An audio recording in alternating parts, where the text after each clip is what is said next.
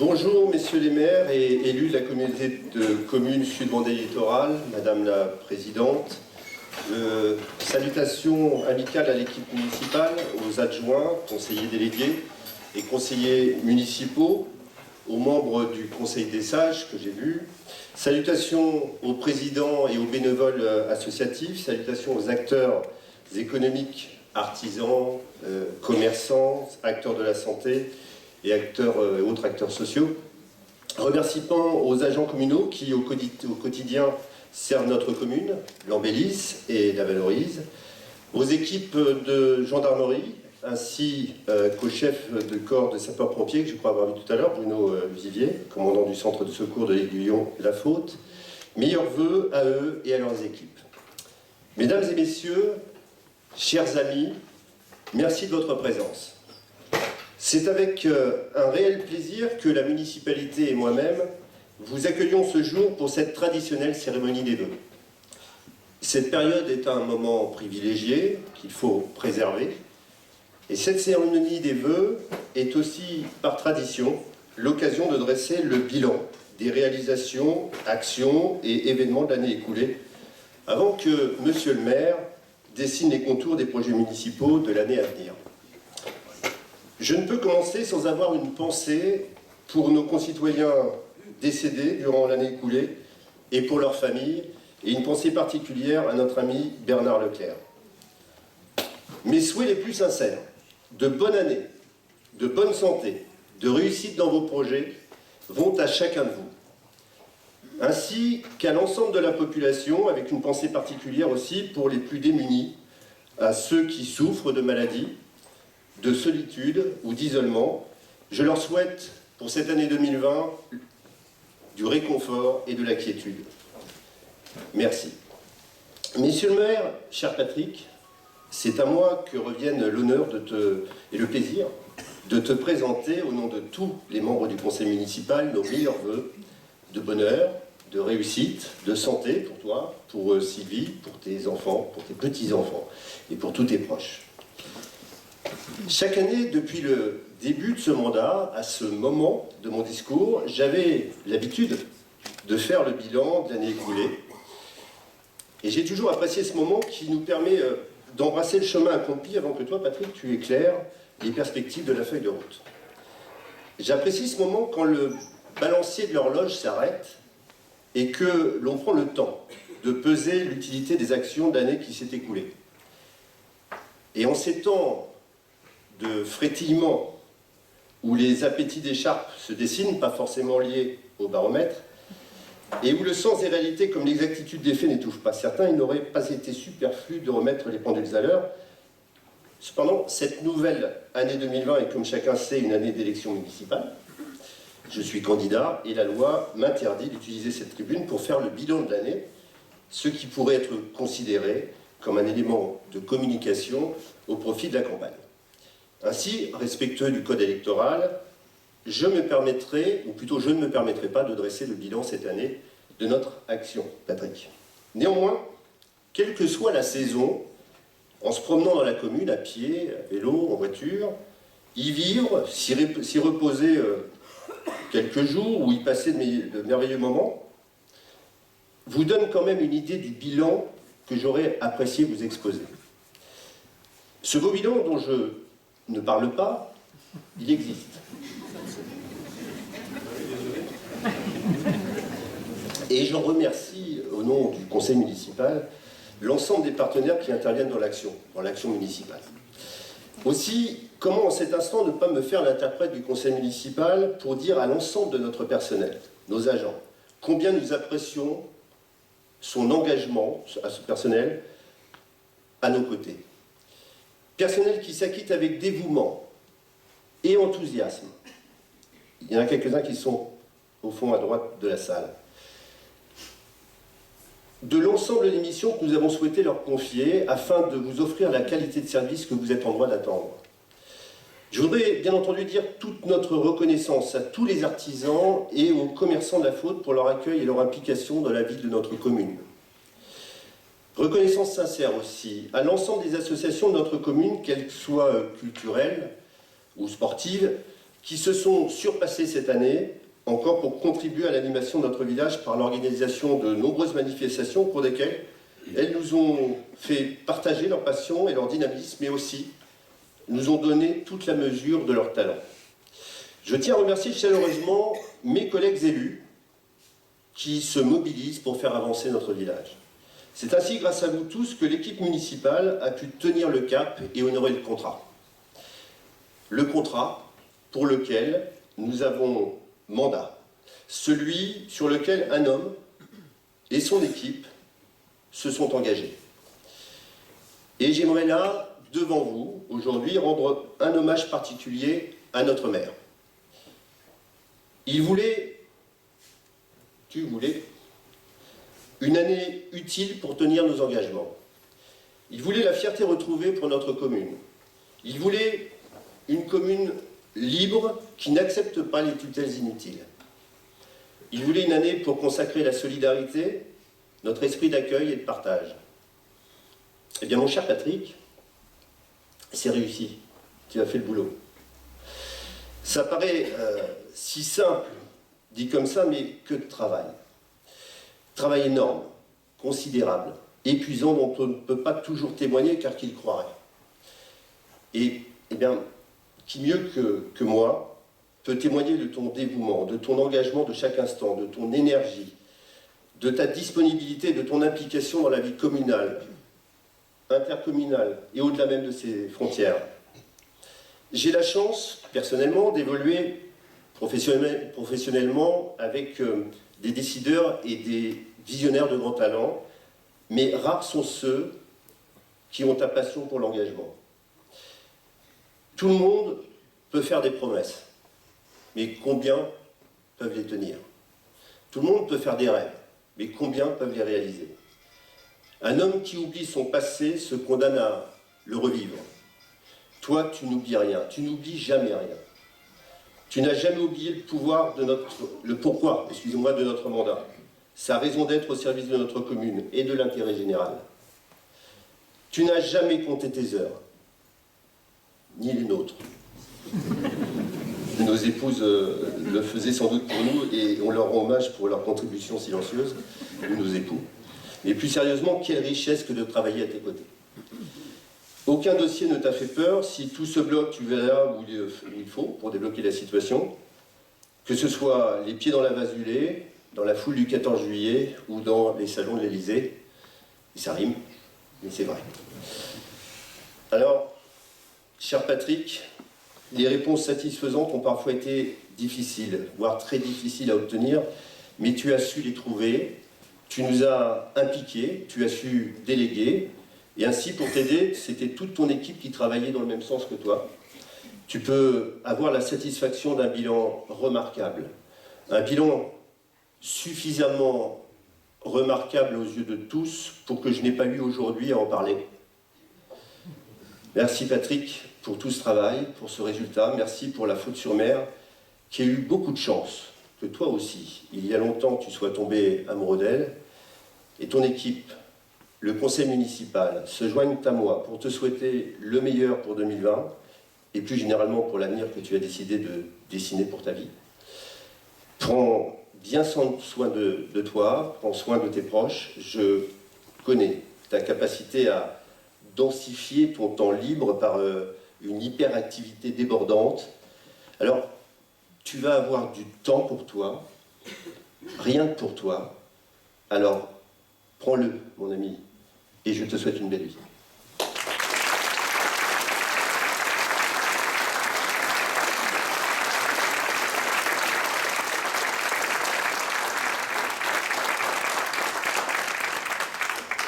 Merci Laurent d'abord. Et puis bienvenue à toutes et tous pour ces vœux. Les maires, j'en vois 3 devant moi et la présidente de la Comcom que je salue avec plaisir. Les excuses de Jeanne Cardinaux, notre ami Jeanne, présente ses vœux en même temps, le maire de Grue. Donc on s'est vu souvent, on s'aime beaucoup, hein, c'est un homme très très sympa. Et on a indiqué qu'on souhaiterait les vœux au maire de Grue et lui souhaiterait les vœux au maire de la Faute de nos tribunes. Salutations amicales à l'équipe. Merci vraiment Laurent pour ton message. Aux adjoints, aux conseillers délégués, aux conseillers municipaux, aux membres du Conseil des sages qui nous ont assistés pendant ce mandat. Mes salutations aux représentants des associations, présidents, membres des bureaux, bénévoles. Mes salutations aux acteurs économiques, commerçants, artisans, acteurs de la santé, acteurs du tourisme, acteurs sociaux. Mesdames, Messieurs, chers amis, je voudrais d'abord remercier Laurent Lafèvre, et c'est important de le dire, on raille souvent le service public et les fonctionnaires, donc permettez-moi de remercier les agents communaux qui, au quotidien, servent notre commune, l'embellissent et la valorisent. Merci aux équipes de la gendarmerie et aux sapeurs-pompiers. On sait combien votre travail est difficile et je voulais ici vous apporter la gratitude de notre territoire. Merci également à vous toutes et tous pour votre présence ce matin. C'est l'essentiel de notre rencontre, c'est les vœux. Donc permettez-moi au seuil de cette nouvelle année de former pour vous, pour vos proches, pour vos amis, pour vos projets, pour vos environnements, mes meilleurs vœux, que je présente en mon nom, mais également au nom de l'équipe municipale et de ses agents. Tous mes vœux également à vous, acteurs associatifs et économiques, qui concourent à une vie active et solidaire dans notre belle presqu'île.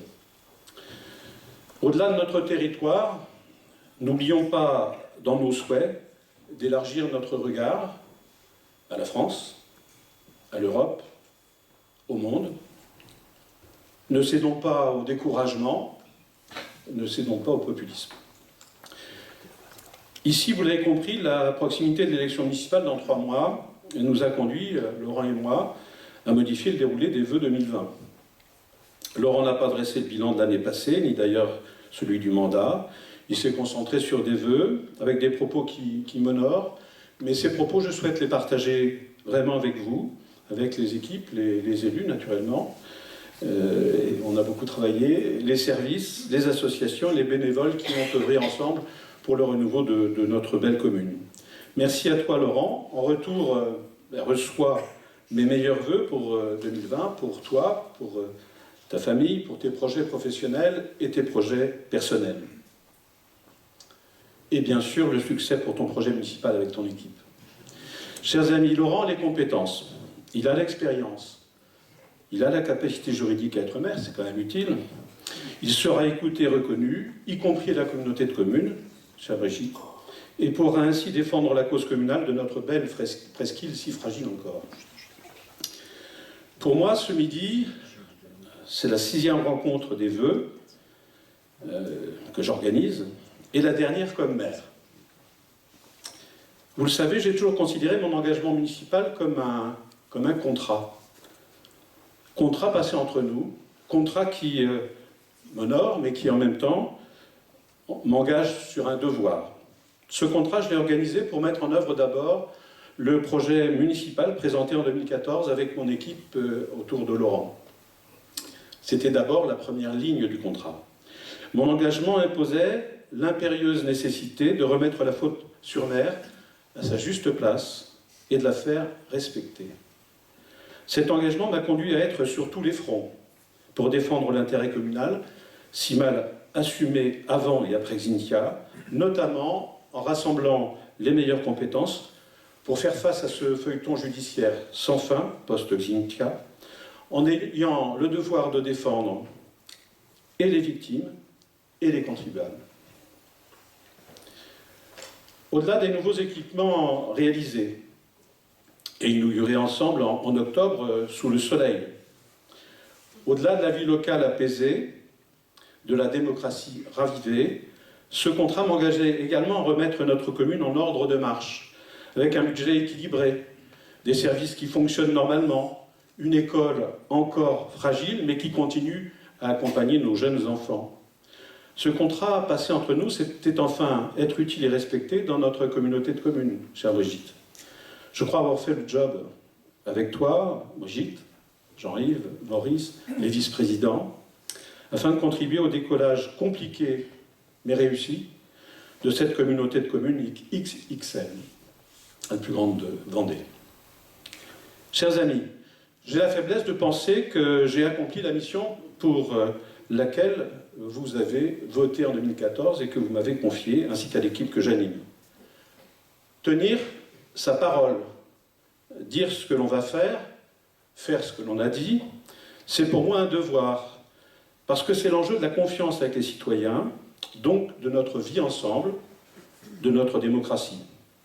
Si j'ai rempli le contrat, j'ai retrouvé ma liberté, y compris ce matin, et je compte en faire bon usage avec Sylvie, nos enfants, nos amis, nos projets.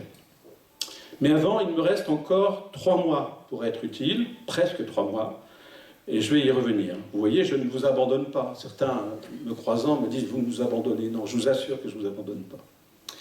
Quelques mots sur 2019, puisque j'ai la possibilité d'en faire le bilan. Je ne suis pas candidat à l'élection. Sur la sécurité et sur les digues, en 2019, nous avons achevé notre engagement en 2014. Après le Platin, la digue Est, les vieilles maisons qui n'ont pas été le dossier le plus simple à réaliser, la digue Ouest, dont la vétusté découverte au fur et à mesure des travaux montrait l'importance de notre mobilisation. Et la vétusté n'était pas un vain mot, avec notamment les mouvements et les modifications de la benne Henriette. Objectivement, quand on voit les grandes marées, les tempêtes, heureusement qu'on a la digue Ouest en bon état. Je voulais ici féliciter les équipes, y compris Brigitte, on le dira à Joël Bory, au niveau du syndicat mixte. Le plan digue est ainsi achevé, la sécurité assumée. Nous sommes sur notre littoral, par comparaison aux autres communes, les premiers à l'avoir bouclé. C'est normal d'ailleurs, hein. La Faute-sur-Mer était tellement stigmatisée qu'il fallait que nous soyons les premiers.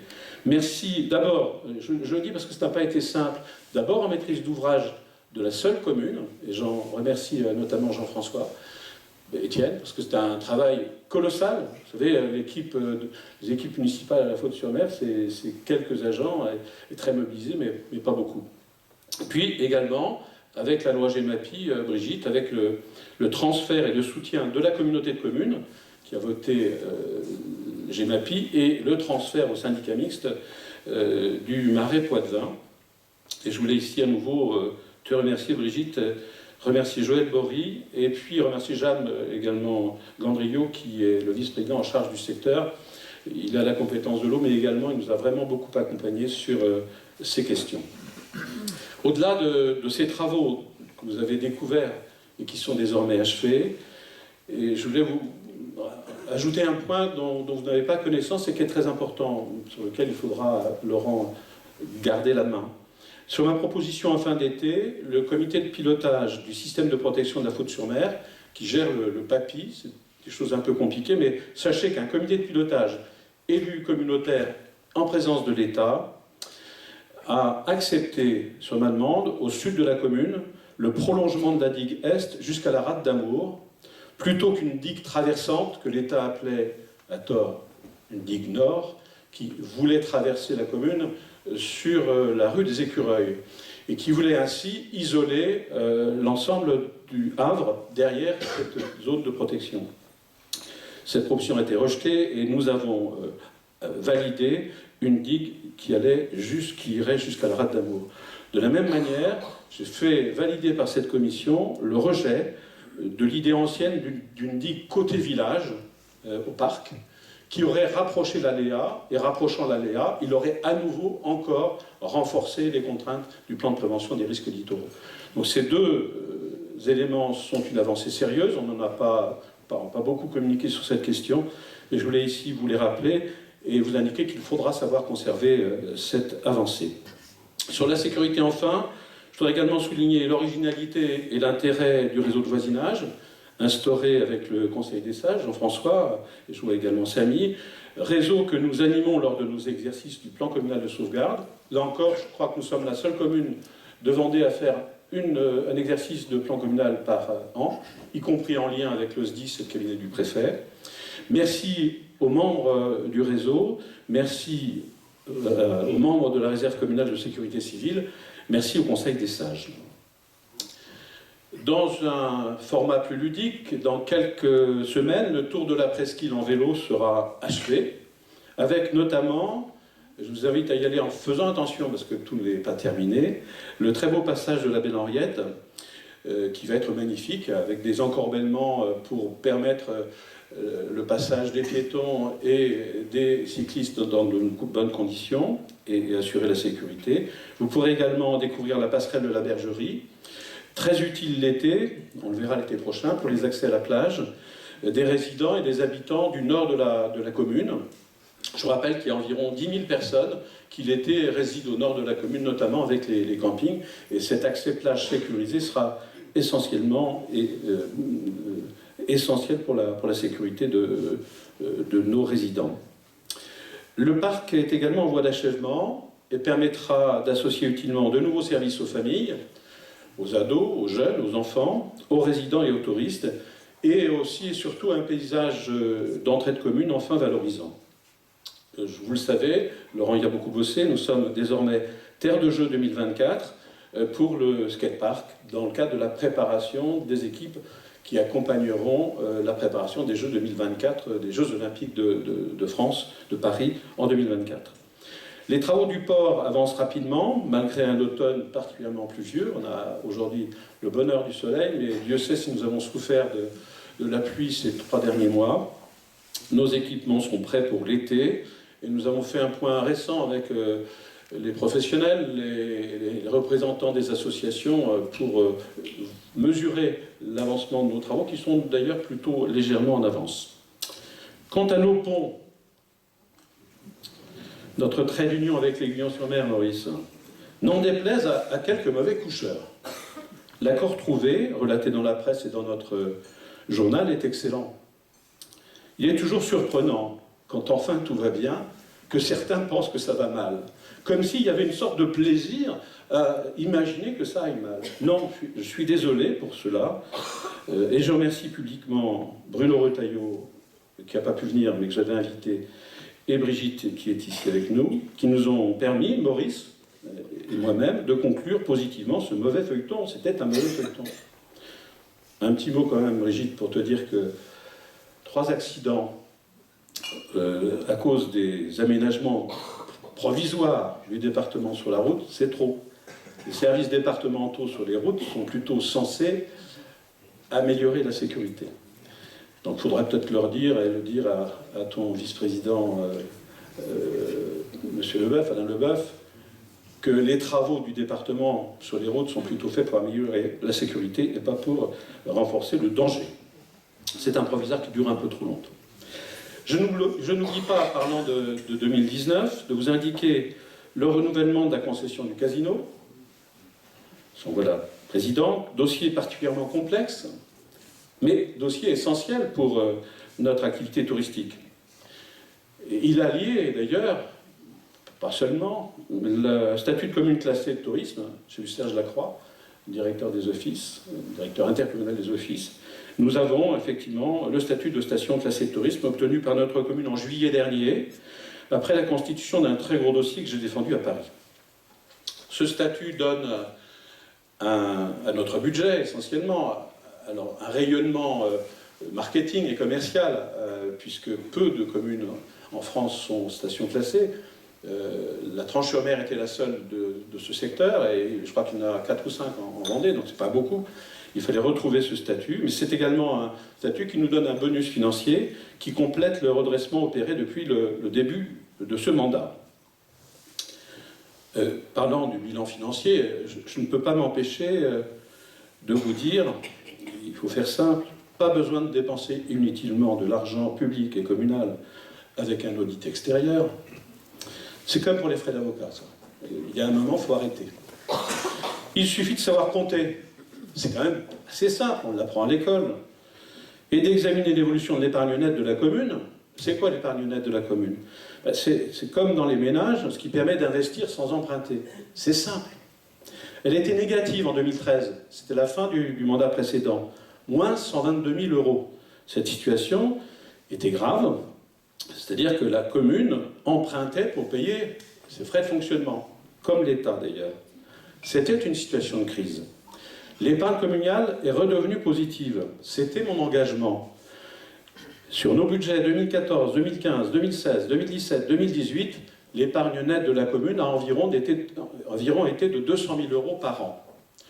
On est en train de faire l'approche du compte administratif 2019, donc de la photographie du budget 2019. Je pense qu'on constatera une épargne nette de près de 350 000 € pour la commune.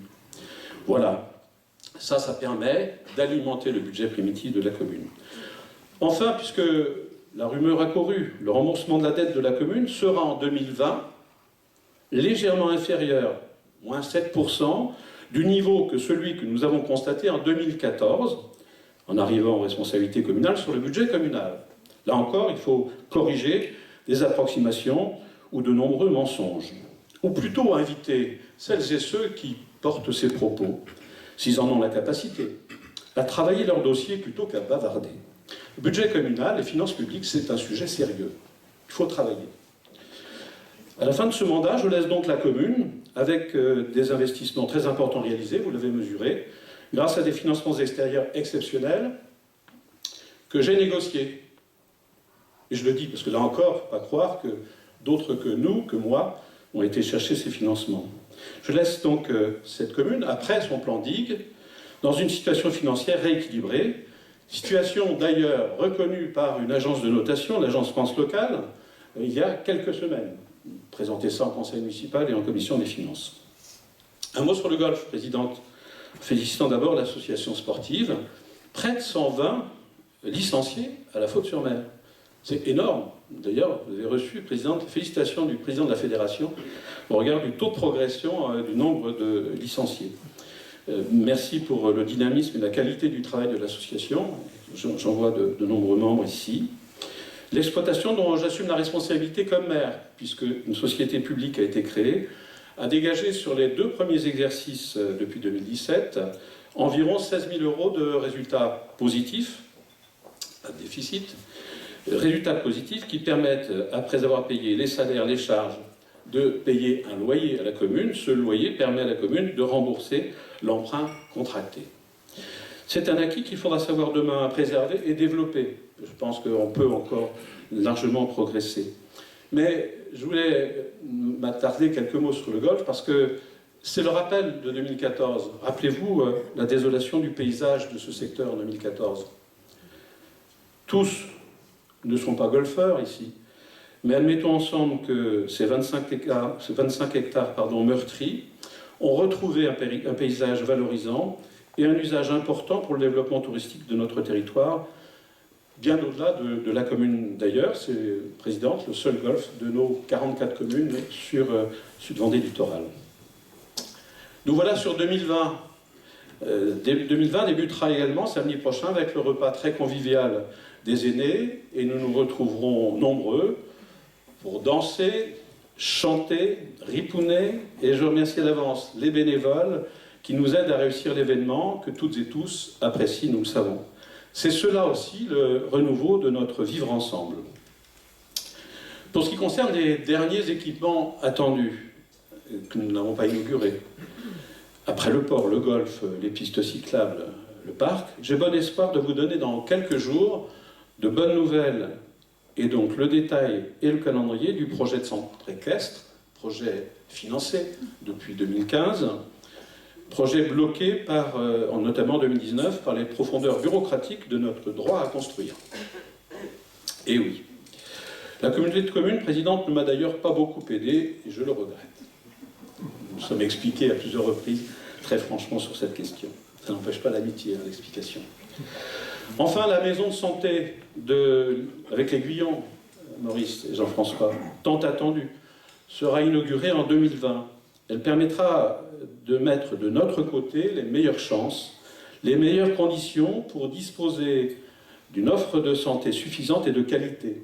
Nous savons que la France est en crise pour n'avoir pas plus tôt ouvert les portes, notamment du numerus clausus. Ici, nous avons pris un peu d'avance et je pense pouvoir dire que la maison de santé va concourir à cette avance. Il reste du travail, mais je compte sur Jean-François et sur son engagement. 2010, 2020, 2020, 2010, 10 années passées depuis Xintia. Nous gardons la mémoire. Nous accompagnons les victimes. Nous avons assuré la sécurité qui faisait défaut. nous avons recousu notre territoire déchiré. La notoriété positive de la presqu'île s'éclaire aussi parce que nous n'avons pas oublié les erreurs du passé. Le 1er mars, la commémoration du 10e anniversaire de Xintia doit être digne et respectueuse de la mémoire, mobilisée pour la résilience. Tous ensemble. Nous accueillerons ce jour, le 1er mars 2020, autour des familles, des personnalités, y compris nationales, qui exprimeront avec nous notre compassion, mais aussi notre solidarité.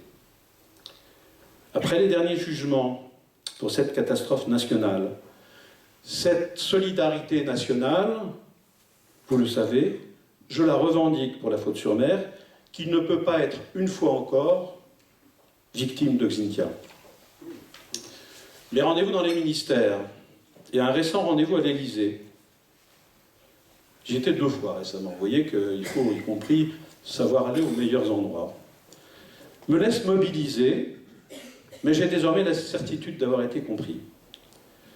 Mais l'issue de ce feuilleton judiciaire n'est pas simple, car tous les jugements ont clairement identifié les fautes graves de l'ancien maire, de la Faute-sur-Mer, et l'État est forcément très réticent à payer à sa place.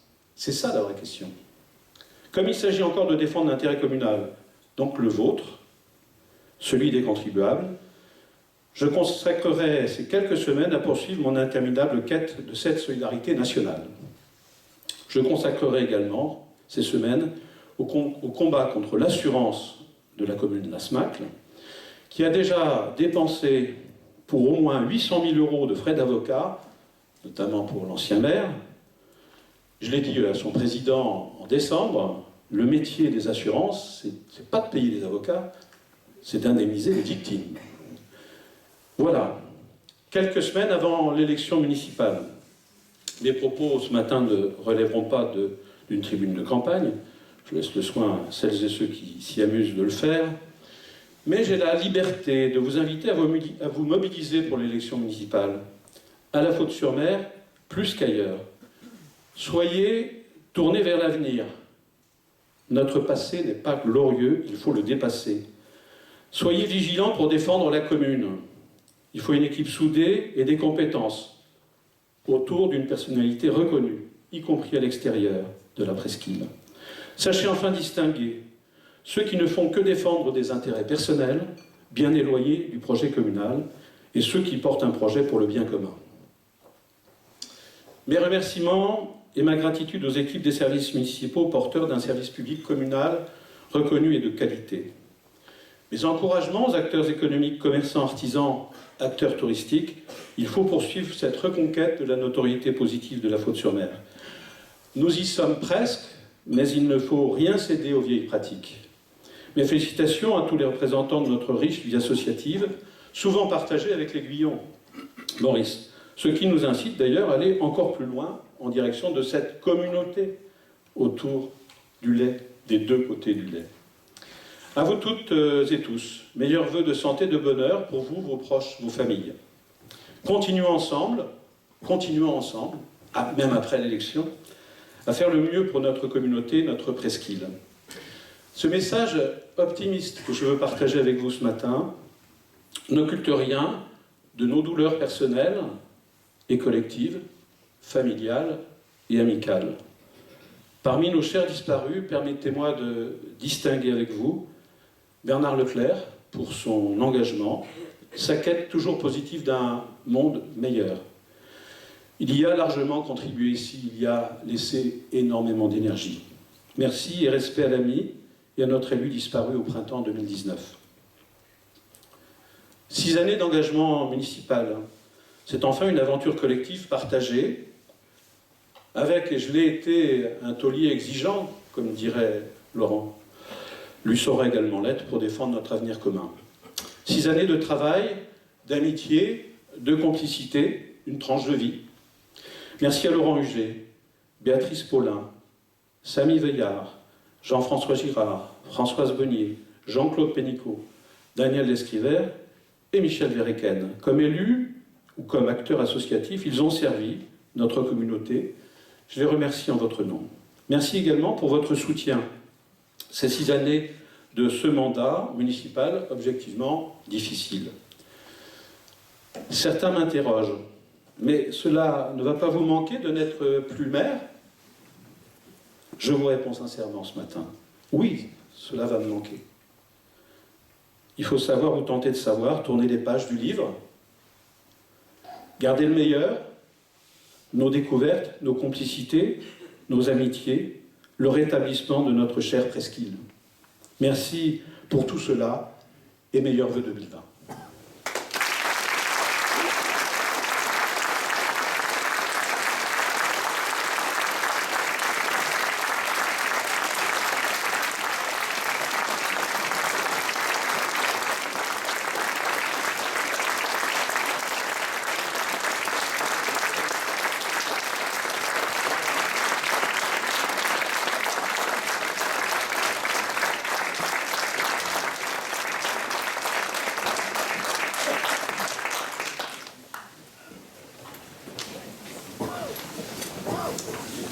La tâche est ardue, un petit peu. Hein,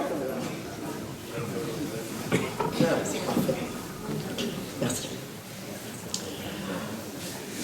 Cher Patrick, monsieur le maire, chers élus, conseil municipal, chers collègues maires, messieurs, mesdames les forces de l'ordre et de sécurité, mesdames et messieurs chefs d'entreprise, présidents d'associations, et puis vous excuserez mes oublis, mesdames et messieurs. Chaque année, c'est véritablement avec plaisir que je viens, je m'efforce, et je suis toujours là, à la cérémonie de vœux à la Faute-sur-Mer. En plus, elle ouvre la session des vœux sur notre grand territoire de la communauté de communes. Donc à mon tour, tout simplement, je vous offre mes vœux les plus chaleureux de santé, de bonheur pour cette nouvelle année, et puis de réussite dans vos projets, qu'ils soient personnels ou professionnels. Bravo Patrick pour cette belle rétrospective menée en effet avec l'ensemble des équipes sous la houlette de Laurent. C'est toujours intéressant de voir à quel point l'investissement des élus est important dans une commune. Entre la volonté de faire et la capacité à faire, il y a le grand écart. Il faut avoir de l'énergie, il faut avoir du cœur, il faut avoir cette notion du don de soi pour être élu dans nos communes. En effet, c'est pas simple. On conçoit un projet, on essaie de le porter, on a parfois quelques petits bâtons dans les roues, et puis on va à la recherche des financements, et ensuite il y a la réalisation. Le temps est toujours trop long, nous semble toujours trop long, et pourtant il est incontournable. Et malgré toute l'énergie déployée par les conseils municipaux, par les personnels communaux, ben voilà, c'est incontournable. Et bravo donc pour tout ce qui a pu être fait sur cette mandature. Mais les communes, elles ne peuvent pas porter seules tous les projets. Alors la communauté de communes, elle est là. Elle est là pour aider, elle est là pour apporter ce complément à ce que les communes ne pourraient pas faire pour des questions financières, mais aussi tout simplement pour des questions humaines. Ça nécessite un très lourd investissement, et je tiens à saluer et à remercier en effet l'équipe communautaire, particulièrement bien sûr les vice-présidents qui sont à mes côtés chaque semaine. Hein, nous avions l'habitude de nous réunir tous les mardis, parce que cette communauté de communes XXL, c'était un peu un pari. On nous attendait un petit peu au tournant, enfin il faut appeler un chat un chat, on se disait c'est tellement grand, comment est-ce qu'ils vont faire pour trouver des consensus? Eh bien on les a trouvés parce que chacun a eu envie, tout simplement, que ça marche. Chacun a mis son ego un peu de côté et s'est dit qu'est-ce qui est mieux pour notre territoire? C'est pas qu'est-ce qui est mieux pour ma commune individuellement. Qu'est-ce que nous devons faire pour que collectivement, cette grande communauté de communes, elle apporte quelque chose à nos populations? Je crois, Patrick, je te rejoins. Je crois que c'est un pari réussi parce que, tous ensemble, nous avons œuvré pour notre territoire. Si vous me permettez, je vais revenir un petit peu dans le détail, je ne vais pas être trop long, mais je crois qu'il est important que vous ayez aussi la connaissance de ce que nous avons fait, mais surtout de ce que nous avons projeté. Nous avons écrit durant 2019 un projet de territoire. Ce projet de territoire, il tourne autour de trois ambitions pour l'ensemble du territoire, de façon à nous amener vers le haut, toujours apporter un plus. Ce projet de territoire, les ambitions, elles sont simples. Le premier, c'est de transformer le potentiel économique. Cette ambition, elle ouvre en grand les perspectives de développement, évidemment, de la communauté de communes. On a déployé une stratégie, et après la stratégie, il y a évidemment les éléments, les actions plus concrètes. De nombreuses déjà sont en cours, comme l'aide directe aux entreprises, ou les aides via la plateforme Vendée Sud Entreprises. L'aide indirecte, tout simplement par la requalification de nos zones d'activité, c'est important. C'est important que nos visiteurs aient visuellement une vision positive, une vue positive de ces zones d'activité. Et puis c'est l'aide importante aussi, financière, apportée par la communauté de communes pour permettre à nos entreprises d'avoir accès au réseau numérique extrêmement performant. Alors pour les entreprises, c'était fin 2019, et puis par contre, pour vous tous, c'est dans un délai maximum de 4 années, c'est-à-dire fin 2023. Et puis, tu en as beaucoup parlé, la promotion du tourisme, c'est important, c'est une économie primordiale sur notre territoire. Nous allons travailler, entre autres, à une signalétique adaptée, appropriée, sur l'échelle de nos 44 communes. Sur le tourisme, la communauté de communes, elle doit avoir un rôle fédérateur. Nous devons répondre aux attentes de nos visiteurs. Et les journées que la SPL, sous la houlette de Patrick, organise chaque année, servent à ça. Mesurer les enjeux du tourisme sur notre territoire. Cette année, un débat fort intéressant, c'était sur l'accueil dans nos offices. Est-ce qu'on doit changer? Est-ce qu'on pas? Est-ce que le présentiel est toujours important? Voilà. Qu'est-ce que les visiteurs attendent de nos offices? Je pense que cette journée de synthèse nous a permis d'avoir déjà des premières clés de réponse. Autre problématique sur le tourisme, c'est aussi comment pouvons-nous élargir la saison touristique. Donc ce travail a été mené par la SPL, sous la houlette de Patrick, et avec Serge Lacroix, notre directeur, qui est parmi vous aujourd'hui. L'ensemble doit permettre de développer la notoriété sud-vendée littorale. Notre deuxième action, c'est de conforter l'activité résidentielle en Sud-Vendée littorale. Notre population, elle augmente chaque année. Nous devons être extrêmement attentifs à des thèmes très importants, comme l'habitat, puisqu'il faut en effet accompagner et la croissance démographique, et puis améliorer aussi le parcours résidentiel. Une grosse attention portée aussi sur les déplacements, les mobilités. C'est un sujet très, très prégnant. Mobilité douce, déplacement doux, mais aussi déplacement actif. Politique de l'enfance-jeunesse, dans cette ambition, portée par Jean-Yves, avec un parcours primordial pour nos enfants, être et apprendre. Ça veut dire que sur l'ensemble de leur parcours scolaire, école privée ou école publique confondue, les enfants auront accès, ou ont déjà accès, à un apprentissage similaire. Une grande équité à ce niveau-là, ça va toucher la lecture, la culture, l'environnement, le sport. Puis au-delà de l'enfance, il y a aussi la volonté de la communauté de communes de travailler sur une équité d'accès aux services sur l'ensemble du territoire. Et du coup, nous avons mis en œuvre une itinérance de la maison de service au public. Et puis, je regarde Jean-François, évidemment, la santé. C'est un point primordial sur notre territoire. La communauté de communes doit être un partenaire de la santé. Et nous avons signé avec l'ARS un contrat local de santé en 2019, avec comme mission de renforcer et d'améliorer l'offre de soins sur le territoire. Et puis la troisième ambition, c'est s'engager pour demain, ce que nous faisons tous, travaillons sur l'avenir. La première chose, c'est de doter notre territoire de documents de planification et d'urbanisme. Dans cette ambition, de nombreuses actions sont en cours, entre autres l'attention particulière portée à la préservation des milieux aquatiques et puis à la protection. Et ici, ça prend doublement de la valeur, la protection contre les inondations, par le biais de nombreux travaux qui sont engagés chaque année. S'engager pour demain, c'est aussi travailler sur la transition énergétique et climatique. Et la communauté de communes a signé pour ce faire un plan climat, air, énergie. La qualité de notre environnement, c'est un atout, c'est une force, et c'est un enjeu primordial aussi. Et nous accompagnons les communes volontaires dans une démarche de sensibilisation et d'éducation à l'environnement.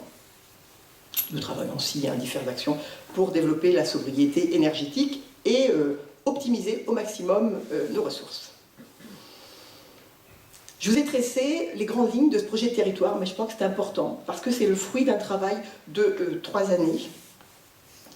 Ce projet de territoire, il a été construit bien sûr avec les élus, mais pas que, construit aussi avec le Conseil de développement, construit avec nos partenaires, et construit avec vous tous, citoyens, qui avez bien voulu participer à nos ateliers. Aujourd'hui, les fondations, elles sont posées. C'est à nous maintenant, à vous, d'être acteurs du développement de ce territoire.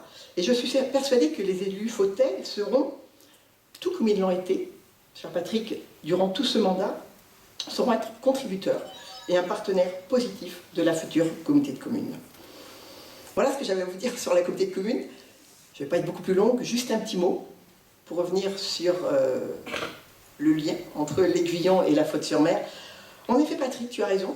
Je crois que l'accord que nous avons tous travaillé, tous trouvé, est un bon accord, est une bonne convention qui va permettre de garder ce lien. Aujourd'hui, des études sont en cours pour savoir sur... alors, sur le Grand Pont, j'entends.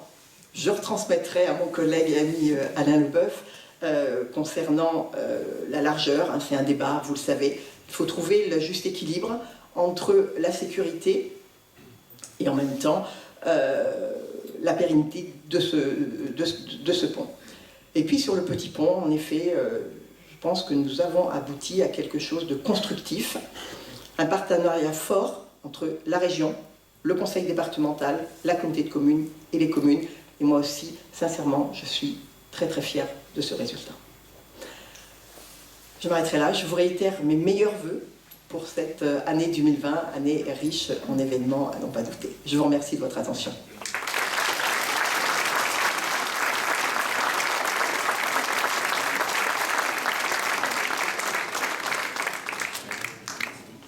Il nous reste l'essentiel,